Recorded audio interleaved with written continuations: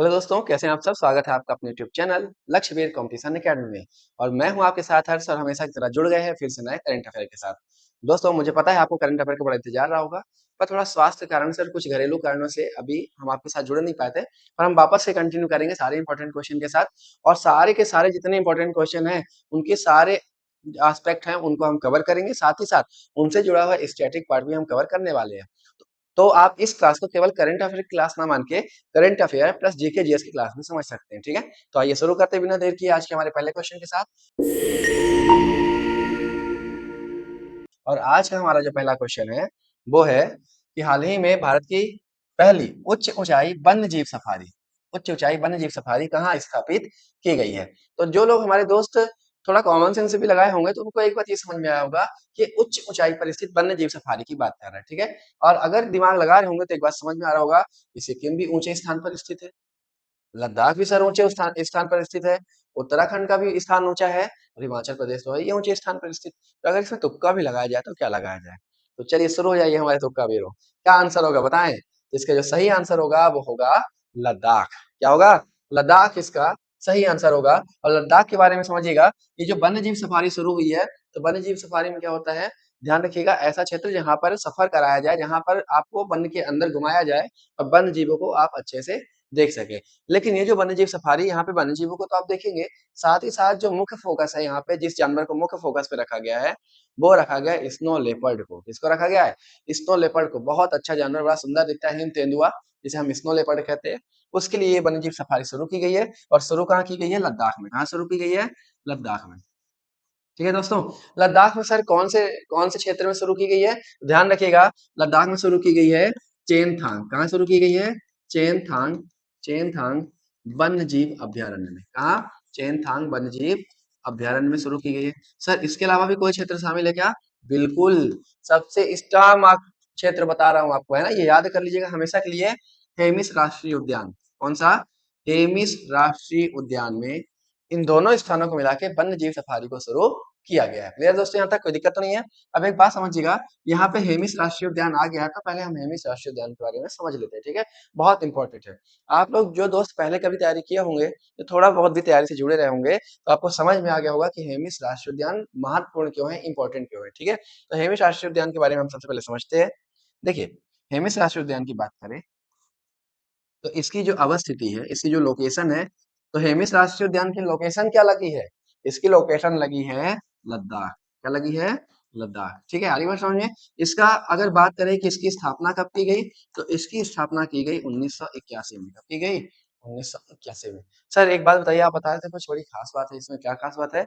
ये भारत का सबसे बड़ा राष्ट्रीय उद्यान है, ध्यान रखिएगा। कौन सा राष्ट्रीय उद्यान है? इसका मतलब जो क्षेत्रफल है, इसका जो क्षेत्रफल है वो है 4400 किलोमीटर स्क्वायर। यानी ये भारत का सबसे बड़ा राष्ट्रीय उद्यान है। ठीक है, यहाँ तक कोई दिक्कत तो नहीं दोस्तों? क्लियर है? अब आगे देखिएगा, इसकी बात करें तो हेमिस राष्ट्रीय उद्यान प्रसिद्ध क्यों है? ये हिम तेंदुआ हेतु प्रसिद्ध है। काहे के लिए? ये हिम तेंदुआ स्नो लेपर्ड के लिए प्रसिद्ध है। यहाँ पे पर्याप्त मात्रा में हिम तेंदुआ पाए जाते हैं। आई बात समझ में? किसी एक राष्ट्रीय उद्यान में सबसे ज्यादा हिम तेंदुआ अगर कहीं पाए जाते हैं तो हेमिस राष्ट्रीय उद्यान में पाए जाते हैं। और हिम तेंदुओं की संख्या है 477। कितनी है? 477 जो है हिम तेंदुओं की संख्या है। क्लियर है यहाँ तक? अगर यहाँ तक कोई डाउट नहीं हो दोस्तों तो इसका फटाक से स्क्रीनशॉट ले लीजिए, फिर हम आगे देखते हैं। ठीक है, इसका फटाक से स्क्रीनशॉट ले लें। देखते हैं आगे अगला क्वेश्चन। और आगे देखिए, आगे देखिए, लद्दाख के बारे में देखते हैं। किसके बारे में देखते हैं? लद्दाख के बारे में। क्योंकि आपको पता है लद्दाख एक ऐसा क्षेत्र है जो बिल्कुल नया नया केंद्र शासित प्रदेश बना है। और इसके ज्यादा ये इससे भी ज्यादा इंपॉर्टेंट क्यों है? क्योंकि सोनम वांगचुक यहीं से आते हैं, लद्दाख ऐसे। ठीक है, जिन्होंने अभी हाल ही में बच्चों के लिए प्रोटेस्ट किया और कई दिन की भूख हड़ताल रखे, तब जाकर सरकार उनके सामने झुकी और शिक्षा में रिफॉर्म करने की बात करी। नहीं, अभी तक तो शिक्षा से कोई मतलब ही नहीं था। लेकिन अब चूंकि लद्दाख इंपॉर्टेंट हो जाता है, केंद्र शासित प्रदेश है और अभी अभी बना हुआ केंद्र शासित प्रदेश है, तो इसके लिए इसके बारे में जानना बड़ा जरूरी हो जाता है। तो देखिए, लद्दाख की बात करें तो लद्दाख की विशेषता क्या है? लद्दाख भारत का भारत का सबसे बड़ा सबसे बड़ा केंद्र शासित प्रदेश है। सबसे बड़ा केंद्र शासित प्रदेश है। सर अगर ये भारत का सबसे बड़ा केंद्र शासित प्रदेश है तो ये बताइए सर इसका क्षेत्रफल कितना है? तो इसका क्षेत्रफल ध्यान रखेंगे, इसका क्षेत्रफल है 59,146 किलोमीटर स्क्वायर। कितना है? 59,146 किलोमीटर स्क्वायर इसका क्या है? क्षेत्रफल। आ रही बात समझ में? और आपको पता है केंद्र शासित प्रदेश जो होता है, केंद्र शासित प्रदेश, वहां पे राज्यपाल तो होते नहीं है, वहां पे उपराज्यपाल होते हैं। और ध्यान रखेंगे यहाँ के जो उपराज्यपाल हैं, यहाँ के जो यहाँ के जो उपराज्यपाल हैं, उनका नाम है वीके सक्सेना। क्या नाम है? VK Saxena. Sir VK Saxena का पूरा नाम बता दीजिए। तो विनय कुमार सक्सेना। क्या नाम है? विनय कुमार कुमार सक्सेना। सक्सेना यहाँ के राज्यपाल का नाम है। ठीक है दोस्तों, आपने एक बात समझ ली होगी कि ये क्या है, सबसे बड़ा केंद्र शासित प्रदेश है, इसका क्षेत्रफल कितना है, उपराज्यपाल कितने हैं। लेकिन एक बात जो मैं आपसे जानना चाहता हूँ और स्ट्रिक्टली जानना चाहता हूँ कि आप हमें ये बताएं कि ये जो लद्दाख को केंद्र शासित प्रदेश बनाया गया है वो कौन सी तारीख को बनाया गया है। तो दूसरा प्रश्न इसी से जुड़ा हुआ है, कौन से आर्टिकल के तहत बनाया गया, फटाक से बताएं। बताएं।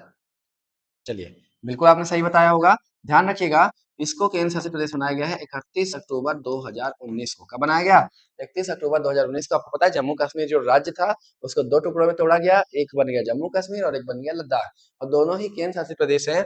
और कब बने? 31 अक्टूबर 2019 को। 31 अक्टूबर देख के अगर कुछ याद आ रहा होगा, ध्यान रखिएगा, 31 अक्टूबर को सरदार पटेल का जयंती है। क्या है? सरदार पटेल की जयंती। आई बात समझ में? हालांकि एक चीज और है, इंदिरा गांधी की डेथ भी 31 अक्टूबर को हुई थी, पर हमने सरदार पटेल के जयंती के उपलक्ष्य में इसको बनाया। ठीक है। दूसरी बात, हम कौन से आर्टिकल के तहत बनाए सर? आर्टिकल 3 के तहत। और आर्टिकल 3 संविधान का ये अधिकार देता है संसद को कि वो किसी भी नए राज्य का गठन कर सकता है, राज्य की सीमा बदल सकता है, राज्यों का नाम बदल सकता है। याद रखिएगा, मैं 3 चीजें बताया हूँ, राज्य का नाम बदल सकता है, सीमा बदल सकता है, और नए राज्य का गठन कर सकता है। क्लियर है? आर्टिकल 3। अगर यहाँ तक सब कुछ क्लियर हो गया हो तो फटाक से इसका स्क्रीनशॉट ले लीजिए। चलिए आगे बढ़ते हैं आज के अपने अगले क्वेश्चन की तरफ। और आज का हमारा जो अगला क्वेश्चन है वो है, हाल ही में भारत के पहले और सबसे गहरे भू-तापी कुओं का संचालन कहाँ किया जा रहा है? यानी देखिए एक बात समझिए, ऊर्जा बहुत प्रकार से होती है। ऊर्जा होती है जो हम प्राप्त करते हैं फॉसिल से, यानी जैसे कोयला हो गया, पेट्रोलियम हो गया, वहां से ऊर्जा निकलती है। ऊर्जा हम प्राप्त करते हैं कहाँ से? सागरीय धाराओं से, है ना, ज्वारीय धाराओं से, वहां से प्राप्त करते हैं। हम ऊर्जा प्राप्त करते हैं जमीन से निकलने वाली ऊर्जा, यानी जिसे हम भू-तापीय ऊर्जा कहते हैं। ध्यान रखिएगा यहाँ पे जो बात हो रही है भू-तापीय ऊर्जा की हो रही है। किसकी हो रही है? भू-तापीय ऊर्जा, यानी जमीन से निकलने वाली जो तापीय ऊर्जा है उसकी बात कर रहे हैं। तो यहाँ पे पूछा गया हाल ही में भारत के सबसे पहले और सबसे गहरे भू-तापीय कुओं का संचालन कहाँ शुरू किया गया है? तो आपके पास 4 ऑप्शन है, असम, लद्दाख, तेलंगाना और हिमाचल प्रदेश। ठीक है, तो आपको बताना है कहाँ शुरू किया गया है। ध्यान रखिएगा कहाँ शुरू किया गया है? लद्दाख में शुरू किया गया। फिर से आ गया लद्दाख। आइए समझ में? तो लद्दाख के बारे में अभी सारी जानकारी जितनी बन सकती थी वो हमने आपको दे दिया। अब यहाँ पे किसकी बात करेंगे? भू-तापीय कुओं की। यानी ऐसे कुएं खोदे गए हैं जहाँ से भू-तापीय ऊर्जा निकल रही है। सर ये बताइए उस ऊर्जा का करेंगे क्या हम? उस ऊर्जा से बनाएंगे बिजली। क्या बनाएंगे? बिजली। और ध्यान रखिएगा ये जो है कुएं कहाँ पाए गए हैं? कुएं पाए गए हैं, यानी कुएं खोदे गए हैं कहाँ पे? लद्दाख में। सर ये कुएं कितने खोदे गए हैं? तो ध्यान रखिएगा 1000 मीटर, यानी लगभग 1 किलोमीटर के 2 कुएं हैं। कितने हैं? 1000 मीटर के 2 कुएं खोदे गए हैं। सर यहाँ पे कौन सी कंपनी काम कर रही है? तो यहाँ पे ओएनजीसी कंपनी काम कर रही है, जो कि महारत्न कंपनी है। कैसी कंपनी है? महारत्न कंपनी है। इसका पूरा नाम ही है oil and natural gas commission. पूरा नाम क्या है? इसका पूरा नाम है oil and natural natural gas commission. अब क्योंकि ओएनजीसी की बात आ गई है तो आपको भी पता है, मधुरे में छोड़ेंगे नहीं, ओएनजीसी के बारे में पूरी बात आपको पता होगा करेंगे, है ना। अगर ओएनजीसी के बारे में आपको बताएंगे तो आपको पता है ओएनजीसी का सबसे पहले पूरा नाम क्या है? Oil and natural gas commission. ठीक है। और दूसरी बात ये है कि सर इसका हेडक्वार्टर कहाँ है? तो ओएनजीसी का हेडक्वार्टर है नई दिल्ली। कहाँ पे है? नई दिल्ली। ठीक है। सर इसके निदेशक कौन है? सर इसके निदेशक कौन है? डायरेक्टर कौन है? ध्यान रखिएगा, अरुण कुमार सिंह। अरुण कुमार सिंह ओएनजीसी के निदेशक हैं। आई बात समझ में? सर एक बात बताइए, आपने बताया कि एक ऐसी कंपनी है, ये महारत्न कंपनी है। कैसी कंपनी है? महारत्न कंपनी है। और महारत्न कंपनी क्या होती है सर? वो सरकारी कंपनी, ध्यान सुनिएगा महारत्न की परिभाषा, वे सरकारी कंपनी जो पिछले 3 साल से लगातार 5000 करोड़ का प्रॉफिट कमा रही हो या उससे अधिक का प्रॉफिट कमा रही हो, उन कंपनी को क्या दर्जा दे दिया जाता है? महारत्न कंपनी का दर्जा दे दिया जाता है। सर कुल महारत्न कंपनी कितनी है? तो कुल की संख्या लिख लीजिएगा। कुल महारत्न कंपनी की संख्या है 14। कितनी है? कुल महारत्न कंपनी कितनी है? 14 है। ठीक है। कैसे बनती है वो भी आपको बता दिए। और दूसरी बात एक और ध्यान रखिएगा, यहाँ पे जो कुएं खोदे गए हैं यहाँ से विद्युत उत्पादन क्षमता कितनी है? तो यहाँ से विद्युत उत्पादन क्षमता है 1 मेगावाट। कितनी है? 1 मेगावाट। वॉट। क्लियर है दोस्तों यहाँ तक? अगर यहाँ तक सब कुछ क्लियर हो, चलिए हम आगे बढ़ते हैं और राज्यों के बारे में जान लेते हैं एक-एक करके। जल्दी से इसका स्क्रीनशॉट लीजिए और हम राज्यों के बारे में देखते हैं, ठीक है? ठीक है? चलिए आगे बढ़ते हैं और हम देखते हैं राज्यों के बारे में। सबसे पहले हम देखते हैं सबसे पहले हम देखते हैं असम के बारे में। किसके बारे में? सबसे पहले हम असम के बारे में देखेंगे, ठीक है? तो असम की अगर बात करें, जो लोग हमारी पुरानी क्लास लिए हैं, तो हमने असम के बारे में आपको थोड़ी बहुत जानकारी दी थी। तो आपको बताना है, ठीक है? असम के बारे में। असम के बारे में बात ये है कि असम की जो राजधानी है असम की जो राजधानी है, वो कौन-सी है दोस्तों? वो है दिसपुर। कौन-सी है? दिसपुर, ठीक है? आ रही बात समझ में? सर असम के जो सीएम हैं उनका नाम बता दीजिए। असम के सीएम का नाम है हेमंत बिस्व शर्मा। क्या नाम है? हेमंत बिस्व शर्मा। विश्व शर्मा, ध्यान रखिएगा विश्वकर्मा ना लिख दीजिएगा, विश्व शर्मा, ठीक है? सर यहाँ के राज्यपाल कौन है? यहाँ के जो राज्यपाल हैं उनका नाम है लक्ष्मण प्रसाद आचार्य। क्या नाम है? लक्ष्मण प्रसाद आचार्य। सर और कुछ बताइए असम के बारे में बढ़िया, मजा आ जाए। ध्यान रखिएगा असम से जो बहने वाली नदी है, ध्यान रखिएगा असम से बहने वाली नदी है ब्रह्मपुत्र। कौन सी है? ब्रह्मपुत्र। और क्या खास बात है?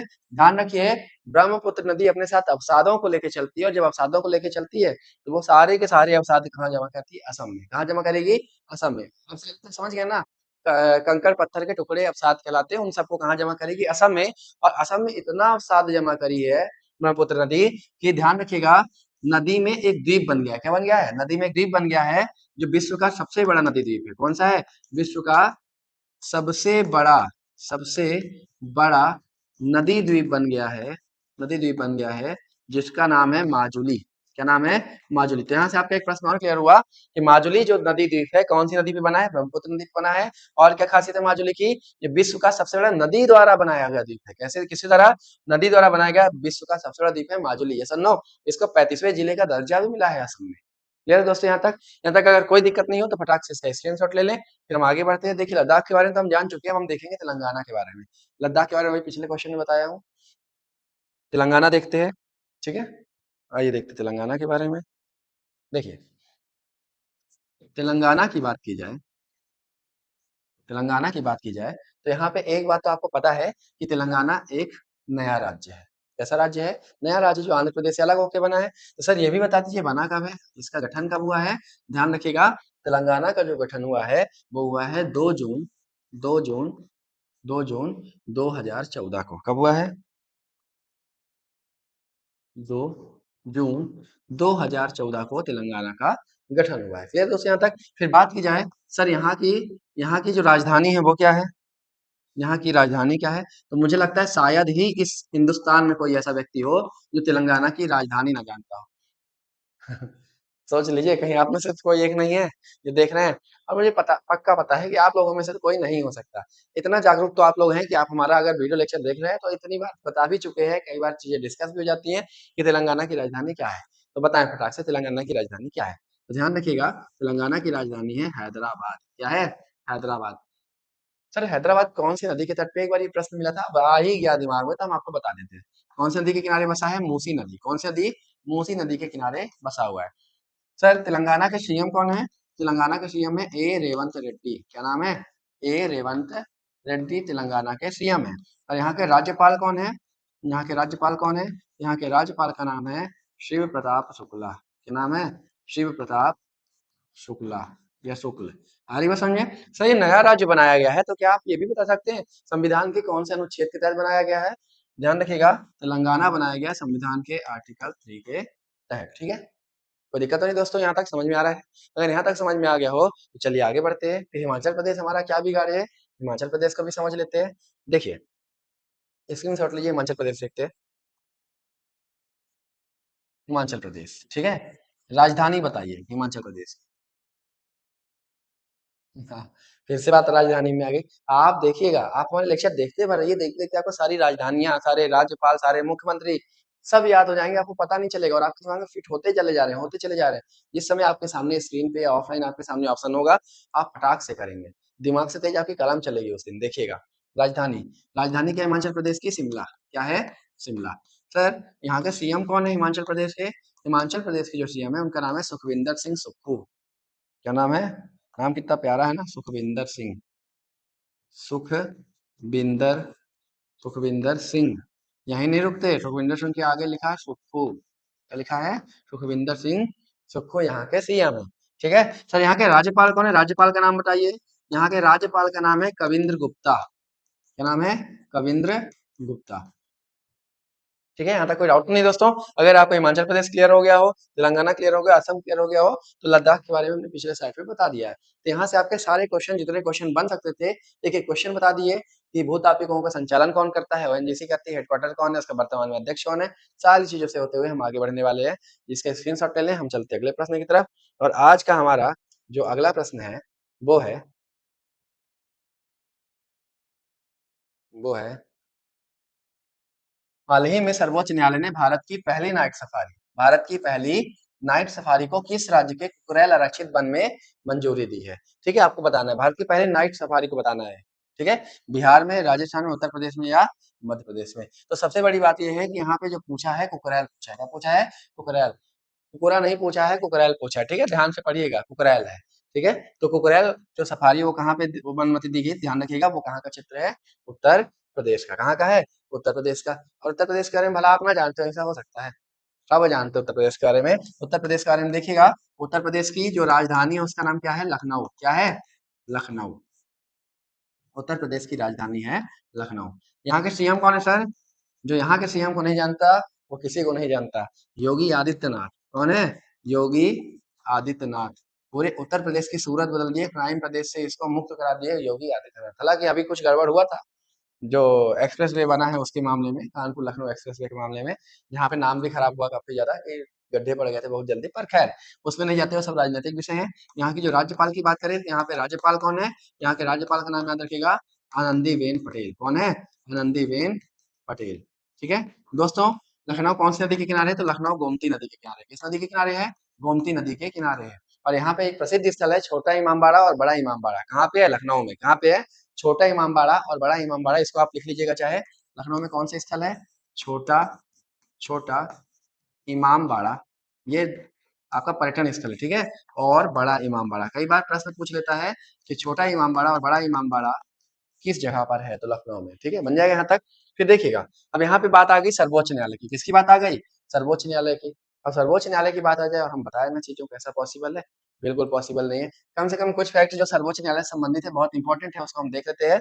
आप इसको फटाक से स्क्रीनशॉट ले लें। ठीक है, चलिए शुरू करते हैं सर्वोच्च न्यायालय के बारे में। सर्वोच्च न्यायालय की बात की जाए, सर्वोच्च न्यायालय सुप्रीम कोर्ट, सर्वोच्च न्यायालय या सुप्रीम कोर्ट, सर कहाँ से कहाँ तक है? ध्यान रखिएगा, सर्वोच्च न्यायालय जो है संविधान के अनुच्छेद 124 से लेकर के 147 तक है। कहाँ से कहाँ तक है? अनुच्छेद 124 से लेकर के 147 तक सुप्रीम कोर्ट का वर्णन किया गया है। लेकिन एक बात ध्यान रखिएगा सर, सुप्रीम कोर्ट का गठन कौन से अनुच्छेद से होता है? ध्यान रखिएगा, सुप्रीम कोर्ट बनता है अनुच्छेद 124 से। और अनुच्छेद 124 कहता है कि भारत का एक सुप्रीम कोर्ट होगा। There shall be a supreme court of India, article 124। आई बात समझ में? और अनुच्छेद 124 दो से क्या होता है सर? अनुच्छेद 124 दो याद रखिएगा, इस सॉरी, अनुच्छेद 124 कहता है भारत का एक सुप्रीम कोर्ट होगा। भारत का एक, देखिए सुप्रीम कोर्ट का रिवीजन करा रहा हूँ, पॉलिटी में आ गया, आ रही है समझ में? और कितना इंपॉर्टेंट हो सकता है, यहाँ से क्वेश्चन आएगा, भारत का एक सुप्रीम कोर्ट होगा। कौन से आर्टिकल में दिया हुआ है? 124 में। ठीक है सर, अनुच्छेद 124 दो में क्या लिखा हुआ है? 124 दो इंपॉर्टेंट आर्टिकल है। सुप्रीम कोर्ट के न्यायाधीश की नियुक्ति, सुप्रीम कोर्ट के न्यायाधीश की नियुक्ति, सुप्रीम कोर्ट के न्यायाधीश की नियुक्ति सर करेगा कौन? तो ध्यान रखिएगा, नियुक्ति करने वाला व्यक्ति है राष्ट्रपति। कौन है? राष्ट्रपति। और भारतीय संविधान की एक बात याद रखिएगा, हमारे देश में जिस व्यक्ति के पास नियुक्ति करने का अधिकार है, त्याग पत्र भी हमेशा उसी को दिया जाता है। यानी एक प्रश्न क्या क्लियर हुआ हमेशा हमेशा के लिए, कि सुप्रीम कोर्ट के न्यायाधीश की नियुक्ति राष्ट्रपति तो करते हैं, ये लोग त्याग पत्र भी किसे देते हैं? राष्ट्रपति को त्याग पत्र देते हैं। ठीक है सर, हमारे यहाँ सुप्रीम कोर्ट का जज बनने के लिए क्या योग्यता होनी चाहिए? या तो 10 वर्ष हाई कोर्ट का वकील हो, या तो 10 वर्ष हाई कोर्ट में क्या हो? वकील हो, या फिर 5 वर्ष किसी हाई कोर्ट के न्यायाधीश हो। ठीक है, ये दो एलिजिबिलिटी होती है क्या बनने के लिए? सुप्रीम कोर्ट का न्यायाधीश बनने के लिए। एज की कोई एलिजिबिलिटी नहीं होती। ठीक है, क्लियर दोस्तों, यहाँ तक सुप्रीम कोर्ट की बात हो गई। अगर आपको ये समझ में आया तो आप इसका स्क्रीनशॉट ले लीजिए। हम अगला क्वेश्चन देखते हैं। ठीक है, और अगर कुछ समय बाद हमारे यहाँ पॉलिटी भी चालू होने वाली है ऑनलाइन, अगर आप लोग ऑनलाइन पॉलिटी पढ़ना चाहते हैं तो चैनल को सब्सक्राइब कर लीजिए, दोस्तों के साथ शेयर कर दीजिए। दोस्तों आप एक बात समझिए, हम लोग आपके लिए इतना प्रयास करते हैं कि आपके ज्यादा से ज्यादा क्वेश्चन क्लियर होते चले, लगातार क्लियर होते चले। आपको कुछ नहीं करना है, एक छोटा सा प्रयास हमारे लिए करना है, इस वीडियो को ज़्यादा से ज़्यादा दोस्तों के साथ शेयर कर दीजिए और चैनल को सब्सक्राइब कर दीजिए, ठीक है? चलिए आगे बढ़ते हैं अगले प्रश्न की तरफ और आज का हमारा जो अगला प्रश्न है, वो है हाल ही में भारतीय सेना ने ऑपरेशन नेत्र 1.0 कहाँ आयोजित किया है? अरुणाचल प्रदेश, लद्दाख, सिक्किम या हिमाचल प्रदेश बताना है, ठीक है? बताइए क्या सही आंसर होगा? ध्यान रखिएगा कहाँ किया है? लद्दाख। कहाँ किया है? लद्दाख में। आई बात समझ में? ऑपरेशन नेत्र क्या है सर? जो लोग आँखों के मरीज हैं और जो लोग सीमा पे रहते हैं, कहाँ रहते हैं? पहली बात तो ये कि जो लोग आँखों की समस्या से ग्रसित है, किसकी? आँखों की समस्या से ग्रस्त है। ठीक है? और दूसरी बात, कहाँ रहते हैं ये लोग? ये लोग जो रहते हैं सीमा क्षेत्र पे, कहाँ रहते हैं? सीमा क्षेत्र पे रहते हैं, उनके लिए भारतीय सेना द्वारा क्या किया जा रहा है? निःशुल्क कैंप चलाया जा रहा है। क्या चलाया जा रहा है? निःशुल्क कैंप चलाया जा रहा है, जहाँ पे आँखों की जाँच की जा रही है और सेना के डॉक्टर आँखों की जाँच करके उनका ऑपरेशन वगैरह, उनका ट्रीटमेंट वगैरह कर रहे हैं। आई बात समझ में? उसी को क्या कहा गया? ऑपरेशन नेत्र। अच्छा सुनने में नहीं लगता कि कोई ऑपरेशन नेत्र अगर चलाएगा तो कोई आतंकवादी को मारने के लिए चलाएगा होगा, लेकिन ध्यान रखिएगा ऑपरेशन नेत्र आतंकवादी के लिए नहीं है, आँखों के इलाज के लिए। क्लियर है दोस्तों? और दूसरी बात, ये जो चलाया जा रहा है ये ऑपरेशन सद्भाव के तहत चलाया जा रहा है। कैसे? ये ऑपरेशन सद्भाव का ही एक रूप है। ऑपरेशन सद्भाव में वहाँ के लोगों की यानी लद्दाख के क्षेत्र के लोगों की सहायता की जाती है कई प्रकार से। आ रही बात समझ में? यहाँ तक कोई दिक्कत तो नहीं है? अगर यहाँ तक कोई दिक्कत नहीं है तो ये याद रखिएगा। हम आगे चलते हैं, एक-एक करके इनकी बात करते हैं। राज्यों की, किसकी बात करेंगे हम? राज्यों की। तो सबसे पहले आते हैं सिक्किम में। कहाँ बात आते हैं? सिक्किम में। अरुणाचल प्रदेश को देखते हैं, ठीक है? सबसे पहले हम अरुणाचल प्रदेश को देखते हैं, सिक्किम को हम उसके बाद देखेंगे। लाइन से चल रहे हैं, ठीक है? अरुणाचल प्रदेश की बात करें तो अरुणाचल प्रदेश की जो राजधानी है वो कौन सी है सर? अरुणाचल प्रदेश की राजधानी है ईटानगर। कौन सी है? ईटानगर। सर यहाँ के सीएम कौन है? यहाँ के जो सीएम है उनका नाम है पेमा खांडू। क्या नाम है? पेमा खांडू। सर यहाँ के जो राज्यपाल है उनका भी नाम बता दीजिए। काहे नहीं बताएंगे? आप हर सर की क्लास में आएंगे और आपको नाम नहीं बताएंगे? बिल्कुल बताएंगे। निष्फिक्र रहिए, पढ़ते रहिए, सिलेक्शन लीजिए। हाँ, एक बात और बता दूं आपसे, सिलेक्शन होगा तो ढूंढते हुए मिलने आएंगे, ये आपकी जिम्मेदारी है। मुझे कॉल नहीं करना पड़े, मैं चाहता हूँ आप लोग खुद ढूँढते हुए आइए। जैसे आज हम आपको ढूँढते हुए आप तक पहुँचे, ऐसे एक दिन आप ढूँढते हुए हमारे तक पहुँचिए। हम आपको यहीं मिलेंगे लक्ष्यवीर कॉम्पिटिशन अकेडमी में और बढ़िया-सा मिठाई का डब्बा लेके आइएगा हमारे, ठीक है? उस दिन हम मन भर के मिठाई खाएँगे जिस दिन आप लोगों का सिलेक्शन होगा। हम तो चाहते इतने बच्चे आ जाएँ कि पूरा ये जो बिल्डिंग है हमारी, पूरी बिल्डिंग भर जाए, सबका सिलेक्शन हो जाए, ठीक है? राज्यपाल की बात करें, यहाँ के राज्यपाल कौन है? केटी पार नाइक। कौन है? केटी पार नाइक। क्लियर है दोस्तों यहाँ तक? अरुणाचल प्रदेश के बारे में हो गया। अब आइए देखते हैं सिक्किम के बारे में। किसके बारे में देखते हैं? सिक्किम के बारे में। स्क्रीनशॉट ले लीजिए इसका। देखिए, सिक्किम की बात की जाए तो सिक्किम की राजधानी क्या है सर? सिक्किम की राजधानी है गंगटोक। क्या राजधानी है? गंगटोक। आई बात समझ में? उसके बाद अगर बात करें कि यहाँ के सीएम कौन है तो इनके सीएम का नाम याद रखिएगा, प्रेम सिंह तमांग। क्या नाम है? प्रेम सिंह तमांग यहाँ के सीएम है। और सर यहाँ के राज्यपाल कौन है? तो यहाँ के सिक्किम के जो राज्यपाल हैं इनका नाम है ओम प्रकाश माथुर। क्या नाम है? ओम प्रकाश माथुर। ओम प्रकाश माथुर। ध्यान रखेंगे, एक बात और ध्यान रखिएगा, भारत की दूसरी सबसे ऊंची चोटी जिसका नाम है, बताइए फटाक से कि भारत की दूसरी सबसे ऊंची चोटी जो कि सिक्किम में से, उसका नाम आपको बताना है। बताइए, फटाक से बताएं। सर दूसरी तो हम बता देंगे, सबसे पहले पहली तो बता दीजिए कि पहली कौन सी है भारत की सबसे ऊंची चोटी।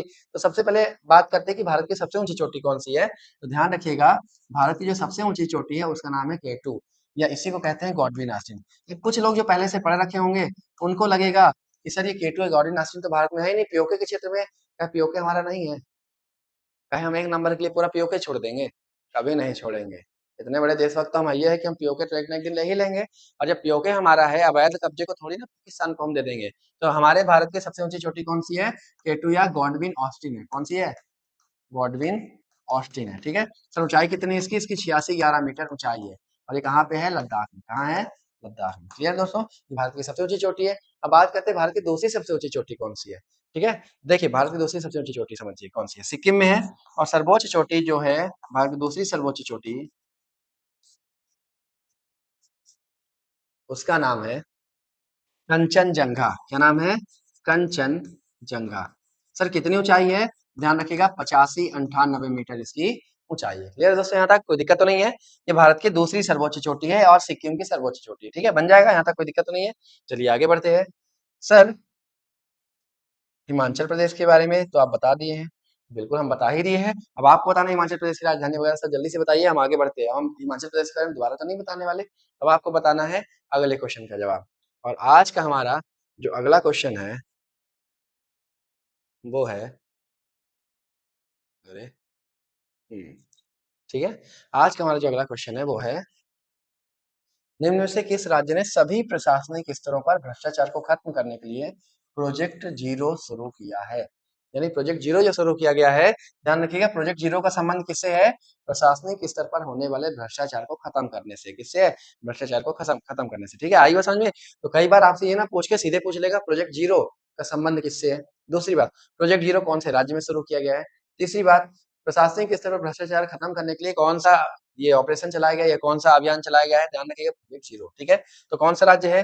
केरलम है, बिहार है, मध्य प्रदेश है या पश्चिम बंगाल है? फटाक से बताइए, फटाक से बताना है। आपका जो सही आंसर है वो कौन सा है? केरलम। कौन सा है? केरलम। सर यहाँ पे केरला नाम दिखाई दे रहा है, केरला नहीं है क्या? ध्यान रखिएगा, पहले केरलम का पुराना नाम होता था केरल, लेकिन अभी केरल का नाम बदल के क्या कर दिया गया है?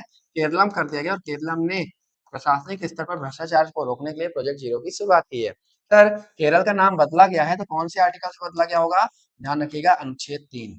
देखिए अनुच्छेद 3 कितने काम का है। राज्य का नाम बदलना हो, सीमा बदलनी हो, नया राज्य का गठन करना हो, पुराने राज्य को केंद्र शासित बनाना हो, सब में कौन सा आर्टिकल काम आता है? अनुच्छेद 3 काम आता है। क्लियर दोस्तों, यहाँ तक कोई दिक्कत तो नहीं है। अब आगे बात करते हैं केरल के बारे में। तो केरल के बारे में ध्यान रखिएगा, केरल की जो राजधानी है, केरल की जो राजधानी है वो है तिरुवनंतपुरम। कौन सी है? अनंतपुरम बन जाएगा। कौन सी है? तिरुवनंतपुरम। क्लियर है दोस्तों यहाँ तक? आगे देखते हैं, इसका स्क्रीनशॉट लीजिए, फिर हम आपको सीएम के बारे में बताते हैं। केरल के केरल के जो सीएम है उनका नाम है वीडी सतीशन। क्या नाम है? वीडी सतीशन यहाँ के सीएम का नाम है, बन जाएगा। और दोस्तों केरल के राज्यपाल का नाम क्या है? तो केरल के राज्यपाल का नाम है राजेंद्र विश्वनाथ आर्लेकर। क्या नाम है? राजेंद्र विश्वनाथ विश्वनाथ आर्लेकर। आर्लेकर, सर विश्वनाथ आर्लेकर, राजेंद्र विश्वनाथ आर्लेकर। एक बात और ध्यान रखिएगा, राजेंद्र विश्वनाथ आर्लेकर दो राज्यों के सीएम है। कौन कौन से दो राज्य है सर? ध्यान रखिएगा, ये केरल के भी सीएम है और ये तमिलनाडु के भी सीएम है। कहाँ के सीएम है? तमिलनाडु। दोनों राज्य आसपास है, दोनों के सीएम है, केरल तमिलनाडु दोनों के सीएम है। कौन? राजेंद्र विश्वनाथ आर्लेकर। क्लियर दोस्तों यहाँ तक? कोई दिक्कत तो नहीं है। अब आगे देखिएगा, अब बिहार के बारे में समझते हैं।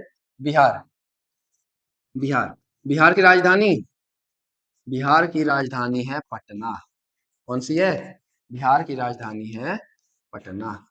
सर बिहार के सीएम का नाम बताइए। बिहार के सीएम को कौन नहीं जानता? सम्राट चौधरी। कौन है? सम्राट चौधरी। सम्राट चौधरी बिहार के सीएम है। ठीक है सर, एक बात बताइए, यहाँ के राज्यपाल कौन है? सर यहाँ के राज्यपाल कौन है? यहाँ के राज्यपाल हैं सैयद अता हसनैन। कौन है? सैयद अता हसनैन। जो लोग हमारी क्लास लगातार पहले से देख रहे हैं करंट अफेयर की, उनको एक बार पता होगा कि हम बिहार के बारे में पहले भी बात कर चुके हैं कि हमारे बिहार के राज्यपाल कौन है? सैयद अता हसनैन है। क्लियर दोस्तों? इसका स्क्रीनशॉट ले लीजिए। राजधानी तो आपको पता ही रहती है, सीएम का नाम पता चल गया, राज्यपाल का नाम पता चल गया, सैयद अता हसनैन। अच्छे नोट्स बनाइएगा स्क्रीनशॉट लेने के साथ साथ। ठीक है, सैयद अता हसनैन। चलिए आगे देखते हैं। अब आगे बात की जाए तो पश्चिम बंगाल की बात करते हैं। किसकी बात करते हैं? पश्चिम बंगाल की, क्योंकि मध्य प्रदेश की बात तो हम कर ही लेंगे। मध्य प्रदेश के बारे में बात करते हैं, लेकिन उसके पहले हम पश्चिम बंगाल की बात करते हैं। ठीक है, पश्चिम बंगाल की राजधानी, राजधानी कोई है जो पश्चिम बंगाल की राजधानी में जानते हो? कोलकाता। क्या है? कोलकाता। आई बात समझ में? सर यहाँ के सीएम कौन है? बड़े प्रसिद्ध आदमी, अभी बीजेपी की सरकार बनी है, सीएम बने शुभेंदु अधिकारी। कौन बने हैं? शुभेंदु शुभेंदु अधिकारी। यहाँ के क्या है? यहाँ के सीएम है। सर एक बात बताइए, यहाँ के राज्यपाल कौन है? तो यहाँ के जो राज्यपाल हैं उनका नाम है आर.एन. रवि। आर.एन. रवि पश्चिम बंगाल के राज्यपाल है। तो दोस्तों यहाँ तक कोई डाउट तो नहीं है। अगर आपको यहाँ तक क्लियर हो गया हो तो आइए मध्य प्रदेश के बारे में जल्दी से देख लेते हैं, एक साथ स्क्रीनशॉट लीजिएगा। मध्य प्रदेश की राजधानी कोई है ऐसा जो न जानता हो पटवारी टॉपर के अलावा? अगर पटवारी टॉपर देख रहा हो तो उसको छोड़कर और बताइए, ऐसा कोई है जो न जानता हो मध्य प्रदेश की राजधानी? तो ध्यान रखिएगा, मध्य प्रदेश की राजधानी है भोपाल। क्या है? भोपाल। और जो लोग हमारा करंट अफेयर फॉलो कर रहे हैं वो राजधानी छोड़िए, राजधानियां बता देंगे अगर पिछला करंट अफेयर देखें। अगर आप लोग नहीं देखे हैं तो फटाक से जाइए पहले से शुरू करिए देखना। कोई भी चीज की शुरुआत बिल्कुल शुरू से करनी चाहिए और धीरे धीरे देखते हुए यहाँ तक आ जाइए। ज्यादा लेक्चर हुआ भी नहीं है। तो आपको टाइम भी नहीं लगेगा और लक्ष्यवीर एकेडमी समर्पित है आप लोगों के लिए। तो जाइए अपने लिए समर्पित होइए और जल्दी से कर लीजिए पुराने लेक्चर को कवर। और आइए देखते हैं यहाँ के सीएम कौन है। यहाँ के सीएम वही है जिनको चिट्ठी से बनाया गया है। कौन? मोहन यादव। मोहन यादव द चिट्ठी सीएम। ठीक है, फिर आगे।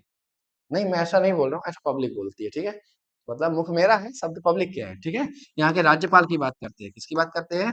यहाँ के राज्यपाल की बात करते हैं। तो यहाँ के राज्यपाल का नाम है मंगू भाई पटेल। क्या नाम है? मंगू भाई पटेल। ये दोस्तों, यहाँ तक कोई दिक्कत तो नहीं है। चलिए आगे बढ़ते हैं और अपने अगले क्वेश्चन को देखते हैं। आप स्क्रीनशॉट ले लें इसके फटाक से। चलिए, इसके स्क्रीनशॉट आप लोग ले लिए होंगे। आइए आगे देखते हैं।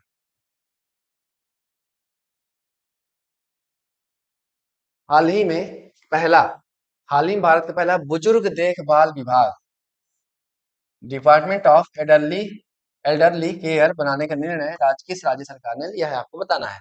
केरल, गोवा, सिक्किम या तमिलनाडु। दोस्तों, इसको केरलम कर लीजिएगा। क्या कर लीजिएगा? केरलम कर लीजिएगा। अब आपको बताना है किसने लिया है। अच्छा लगता है आपने केरलम में केरल को केरलम किया है। हमको तो लगता है सर वही होना चाहिए। तो आपको कभी गलत लग सकता है। आप गलत नहीं लग सकता, आपका तुक्का सही होगा, आप टेंशन ना लीजिए। आप लक्ष्यवीर में पढ़ रहे हैं, तुक्का नहीं गलत होने वाला आपका। केरलम सही जवाब है। क्या जवाब है? केरलम सही जवाब है। हमने आपको केरलम के बारे में बता दिया। हमने आपको सिक्किम के बारे में बता रखा है। यहाँ पे नया राज्य आ गया, कौन सा? गोवा। कौन सा गया? गोवा। तो सर, आप गोवा के बारे में बता ही दीजिए, तो हमारी पूरी नोट्स तक अच्छे से कंप्लीट है। बिल्कुल बता दूंगा आपको, एक एक राज्य पूरा बता दूंगा, है ना। एक एक राज्य के राज्यपाल, सीएम सब बता देंगे। आपको ऐसा याद करा देंगे कि मजा ले वहां गलत हो जाए। सोते जागते सही कर लेंगे, इतनी चीजें हम आपको बताने वाले। ठीक है, गोवा। ठीक है, गोवा की जो राजधानी है, गोवा की जो राजधानी है, गोवा की राजधानी का नाम है पणजी। क्या नाम है? पणजी, गोवा की राजधानी। ठीक है, आज भी ये ऐसा क्षेत्र है जहाँ पे पुर्तगालियों का प्रभाव साफ दिखाई देता है। पणजी, ठीक है, राजधानी। सर, यहाँ के सीएम कौन है? यहाँ के सीएम है प्रमोद सावंत। कौन है? प्रमोद सावंत। तो यहाँ के राज्यपाल का भी नाम बता दीजिए। तो यहाँ के राज्यपाल का जो नाम है, वो नाम है P S Sreedharan. P S Sreedharan Sreedharan Pillai. P S Sreedharan Pillai यहाँ के राज्यपाल का नाम है। आई बात समझ में? सर, एक बात और हम जानना चाह रहे थे कि आपने बताया कि यहाँ पे पुर्तगालियों का प्रभाव है। ठीक है, तो एक बात समझिएगा, ये जो है 1987 तक क्या था? केंद्र शासित प्रदेश था। 1987 में इसको क्या बनाया गया? राज्य बनाया गया। और ध्यान रखिएगा, ये सबसे छोटा राज्य है भारत में। कैसा राज्य है? ये सबसे छोटा राज्य है। और यहाँ पे जो बंदरगाह है उसका नाम है मर्मो गोवा। क्या नाम है? इसका नाम है मर्मो गोवा बंदरगाह। क्लियर है दोस्तों? यहाँ तक कोई दिक्कत तो नहीं है? तो यहाँ तक आपको दिक्कत नहीं है तो स्क्रीनशॉट ले लीजिए। हम आगे बढ़ते हैं। आगे तो अगले राज्य को देखते हैं। अब किसको देखने वाले हैं? तमिलनाडु को। किसको देखने वाले हैं? तमिलनाडु को। देखिए, तमिलनाडु के बारे में देखिए। तमिलनाडु की राजधानी, तमिलनाडु की राजधानी बताइए। तो तमिलनाडु की जो राजधानी है, तमिलनाडु की राजधानी है चेन्नई। क्या है? चेन्नई। आज थोड़ा सा प्रॉब्लम है बोलने में, पर फिर भी आपका करंट अफेयर रुकना नहीं चाहिए। हमें चाहे कितना भी कष्ट सहना पड़े दोस्तों, मैं आपको करवाऊंगा, 100% करवाऊंगा। बस आपको अपने लिए पढ़ना है। अगर कोई कष्ट में रह के यहाँ पे आपको पढ़ा रहा है तो आपको पढ़ना अपने लिए है, तैयारी अपने लिए करनी है। एक बात ध्यान रखिएगा, आप कंप्रोमाइज मत करिएगा। हमें चाहे जितनी तकलीफ हो, चाहे जितना कष्ट सहना पड़े, पर हम आपके लिए उपस्थित होंगे और आपको पढ़ाएंगे। बस अपने लिए पढ़ते रहिए। ठीक है, राजधानी कौन सी है? चेन्नई है। सर, सीएम कौन है यहाँ के? यहाँ के सीएम है थालापति विजय। कौन है? थालापति विजय यहाँ के क्या है? सीएम है। ठीक है, तो यहाँ के राज्यपाल कौन है? यहाँ के राज्यपाल कौन है? मैं बता चुका हूँ। अगर आप बताना चाहें तो कमेंट करके बताइए कमेंट बॉक्स में। यहाँ के राज्यपाल कौन है? अभी भी बताया हूँ। यहाँ के राज्यपाल वही हैं जो केरल के राज्यपाल है। बताइए कौन? नाम बताइए। राजेंद्र राजेंद्र विश्वनाथ विश्वनाथ आर्लेकर यहाँ के राज्यपाल हैं। सर, एक बात नहीं समझ में आ रही, ये व्यक्ति दो जगह के राज्यपाल कैसे हो गए? क्या संविधान कहीं की अनुमति देता है कि एक आदमी दो जगह के राज्यपाल हो सकते हैं? बिल्कुल ध्यान रखिएगा। पहले संविधान का अनुच्छेद 153, कौन सा अनुच्छेद? 153 कहता था कि प्रत्येक राज्य का एक राज्यपाल होगा। क्या बोलता था? प्रत्येक राज्य का एक राज्यपाल होगा। और हमारा संविधान बन के तैयार हुआ था 1949 में। कब तैयार हुआ? 1949 में। तो 1949 से लेकर के 1956 तक एक व्यवस्था थी कि प्रत्येक राज्य का एक राज्यपाल हो सकता था। लेकिन जब 1956 का समय आया तो 1956 में हमने संविधान में सुधार किया। और सुधार क्या किया? हमने संविधान में 7वां संविधान संशोधन किया। क्या किया? 7वां संविधान संशोधन किया 1956 में। और ये व्यवस्था करी कि दो या अधिक राज्यों का भी एक राज्यपाल हो सकता है। तो तो उसी के तहत हमारे यहाँ 2 राज्य का भी एक राज्य हो सकता है। क्लियर दोस्तों यहाँ तक? अगर यहाँ तक सारी कुछ क्लियर हो, सारा कुछ समझ में आ गया हो, चलिए आगे बढ़ते हैं।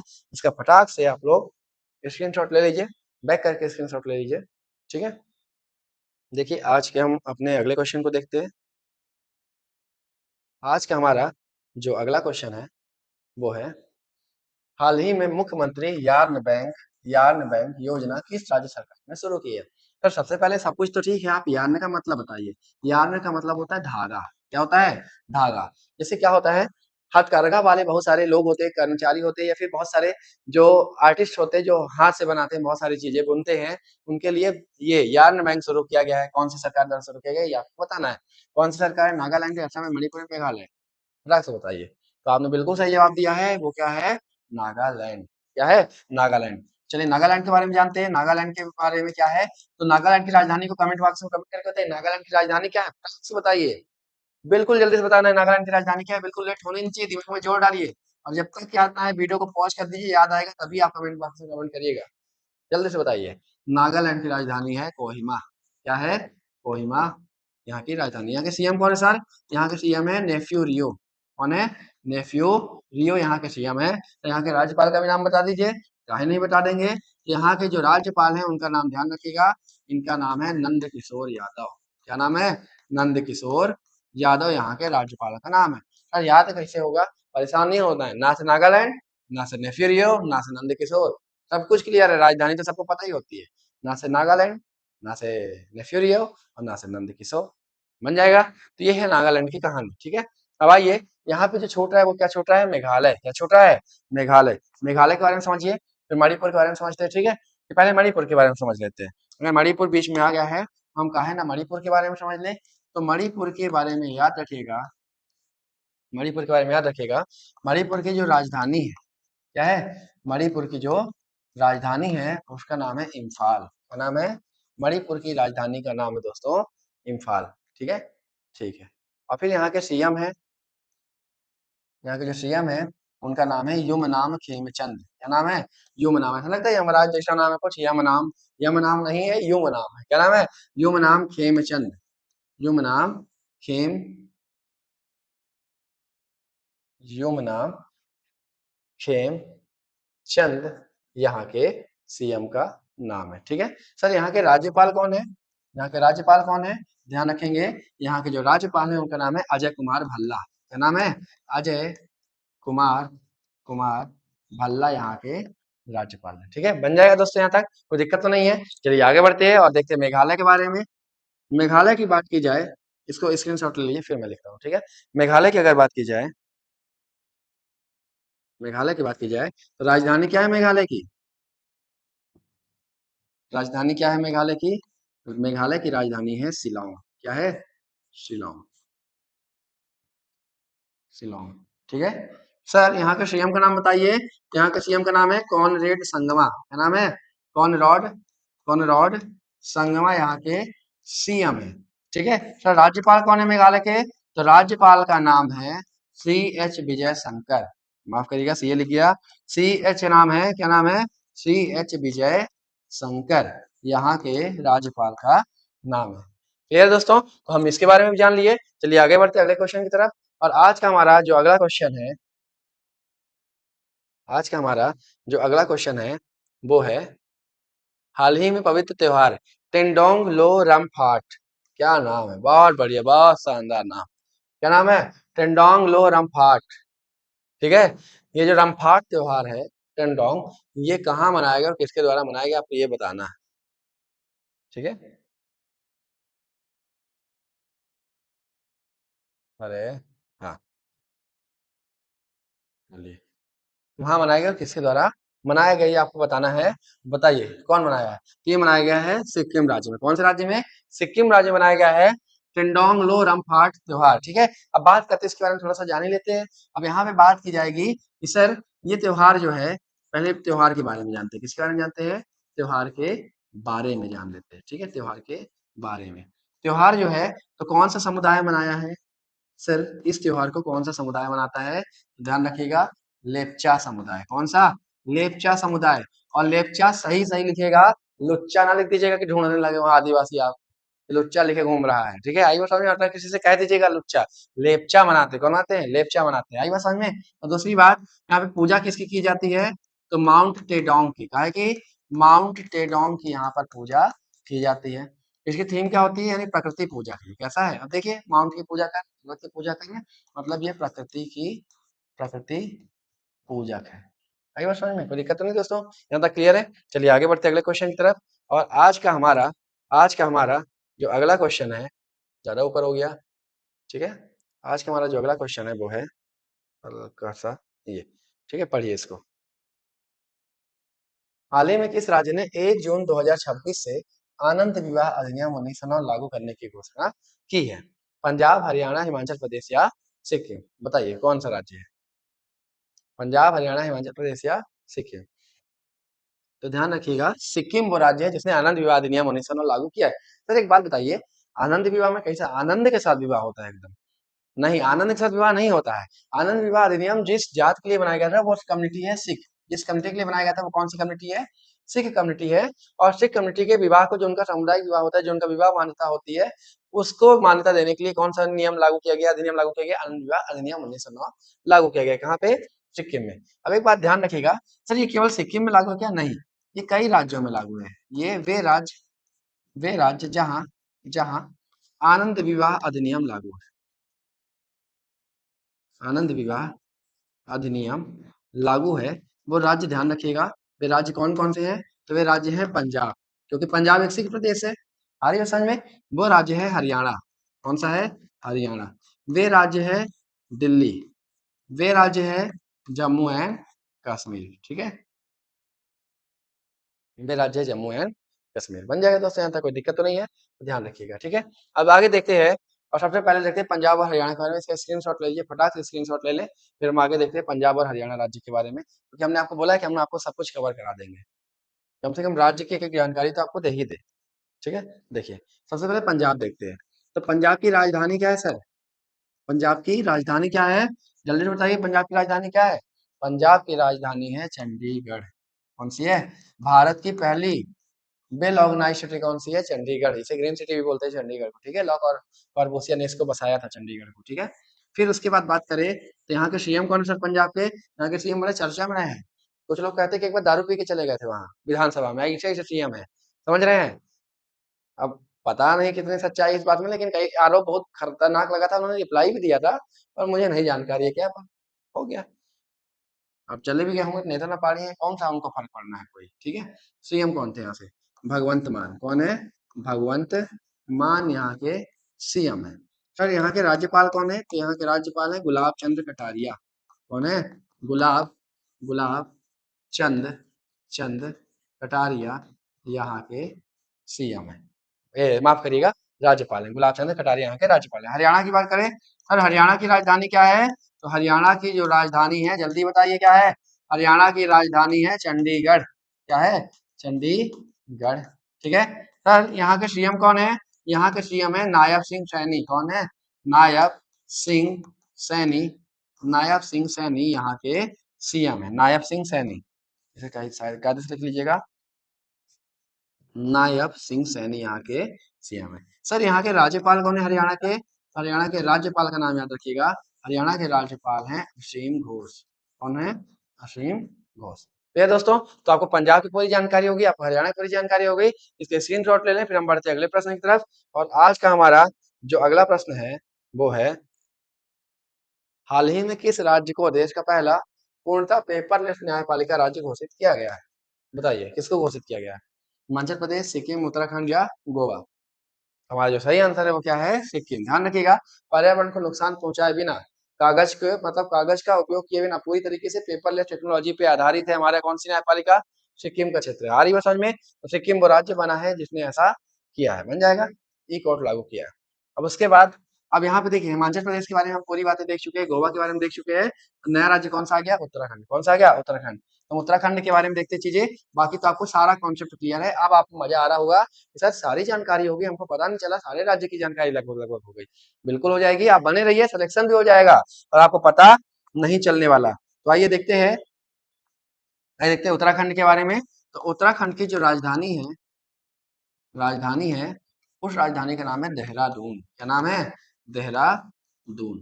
आ रही है समझ में? यहाँ पे घास के मैदान ही पाए जाते उत्तराखंड में, बुग्याल और प्याल यहाँ पे घास के मैदान है, बहुत सारी चीजें हैं, है ना। नंदा देवी पर्वत चोटी है, बहुत इंपॉर्टेंट है, जो उसको पूछा भी गया था, हम आगे आपको बताएंगे उनके बारे में, ठीक है। फिर आगे यहाँ के सीएम की बात करें कि सर यहाँ पे सीएम कौन है, यहाँ के सीएम का नाम है पुष्कर सिंह धामी। पुष्कर सिंह धामी। सर यहाँ के राज्यपाल का नाम बताइए। पुष्कर सिंह धामी यहाँ के क्या है? सीएम है। और यहाँ के राज्यपाल का नाम बताइए। यहाँ के राज्यपाल कौन है? तो गुरमीत सिंह। कौन है यहाँ के राज्यपाल? यहाँ के राज्यपाल का नाम है गुरमीत गुरमीत सिंह यहाँ के राज्यपाल है दोस्तों। क्लियर है यहाँ तक बात? अब आगे हम आपको बता रहे थे, एक बात इंपॉर्टेंट याद रखिएगा, ज्योग्राफी का क्वेश्चन है कि उत्तराखंड में घास के मैदान पाए जाते हैं, पहाड़ियों में क्या पाए जाते हैं? घास के मैदान। और उन घास के मैदानों को कहते हैं बुग्याल। क्या कहते हैं? बुग्याल या पयाल कहते हैं। कहते हैं बुग्याल या पयाल। उत्तराखंड में एक पर्वत चोटी है जिसका नाम है नंदा देवी। क्या नाम है? नंदा देवी। ये पर्वत चोटी जो है 78-17 मीटर ऊंची है। कितनी ऊंची है? 78-17 मीटर। एग्जाम में पूछी गई थी, हम चाह रहे हैं कि आप इसको नोट डाउन कर लें। ठीक है दोस्तों, यहाँ तक क्लियर है? अगर यहाँ तक क्लियर तो चलिए बढ़ते हैं अपने अगले प्रश्न की तरफ। और आज का हमारा जो अगला प्रश्न है वो है, हाल ही में भारत में प्रति व्यक्ति रैंकिंग में कौन सा राज्य प्रथम स्थान पे रहा है? प्रति व्यक्ति है तो बताना है, केरल, तेलंगाना, सिक्किम या गोवा। तो आज का विजेता है सिक्किम। कौन है? सिक्किम। आज सिक्किम कई जगह पे आया और बहुत इंपॉर्टेंट है। अगर सिक्किम सिक्किम बार बार आ रहा है, दैट मीन्स कि सिक्किम आ भी सकता है एग्जाम में आपके। ठीक है, चलिए अगला प्रश्न देखते हैं। और आज का हमारा जो अगला प्रश्न है वो है, हाल ही में विश्व एथलेटिक्स अंडर 20 चैंपियनशिप में पुरुषों की भाला फेंक स्पर्धा में आशीष यादव ने कौन सा पदक जीता है? ध्यान रखिएगा, सही आंसर क्या है? रजत पदक। कौन सा है? रजत पदक। सर एक बात बताइए, इसने थ्रो कितना किया? इसने थ्रो कितना किया? तो 74.09 मीटर आशीष यादव जी ने थ्रो किया था। ठीक है सर, एक बात बताएं, गोल्ड किसको मिला होगा? तो ध्यान रखिए, गोल्ड जो है विदेशी आदमी ले गया। गड़बड़ हो गया मामला थोड़ा सा, पर कोई बात नहीं, आज सिल्वर तक पहुंचे तो कल गोल्ड में पहुंचेंगे। आज शुरुआत हुई है, कल कहीं ना कहीं तो पहुंचना ही है और बहुत दूर तक जाना है, बड़ा लंबा सफर है। जीत के आएंगे और जीत के कुछ कर दिखाएंगे। ठीक है, ध्यान रखिएगा, जिसने स्वर्ण जीता उसका नाम है हेनरिक। क्या नाम है? Henrik Henrik Hemans. क्या नाम है? हेनरिक हेमंस उसका नाम है जिसने गोल्ड मेडल जीता। सर ये भी बता दीजिए कि ये जो है ये है कहाँ का? तो हेनरिक हेमंस साउथ अफ्रीका का है। कहाँ का है? साउथ अफ्रीका का है, जिसने अंडर 20 में गोल्ड मेडल जीता है। आगे कितना फेंका सर? 80.50 मीटर। कितना? 80.50 मीटर इसने भाला फेंका। बन जाएगा दोस्तों। अगर यहाँ तक क्लियर, चलिए आगे बढ़ते अगले प्रश्न की तरफ। और आज का हमारा अंतिम प्रश्न है, नीति आयोग के स्कूल शिक्षा गुणवत्ता सूचकांक 2026 में प्रथम स्थान किस राज्य ने प्राप्त किया है? केरल, पंजाब, तमिलनाडु या कर्नाटक? बताएं फटाक से। ध्यान रखेंगे, हमारा जो सही उत्तर है वो कौन सा है? पंजाब। कौन सा है? पंजाब। देखने में लगा ना केरल होगा, लेकिन ध्यान रखिएगा सही आंसर क्या है? पंजाब हमारा आज का सही आंसर है। ठीक है, बन जाएगा दोस्तों, यहाँ तक कोई दिक्कत तो नहीं है? अगर यहाँ तक कोई दिक्कत नहीं है तो मुझे विश्वास है आज का पढ़ाया करंट अफेयर आपको पूरी तरीके से समझ में आया होगा और आपको किसी प्रकार की कोई दिक्कत नहीं गई होगी। ठीक है, तो हम आपसे मिलते हैं कल अगले वीडियो में। तब तक के लिए जय हिंद, जय भारत।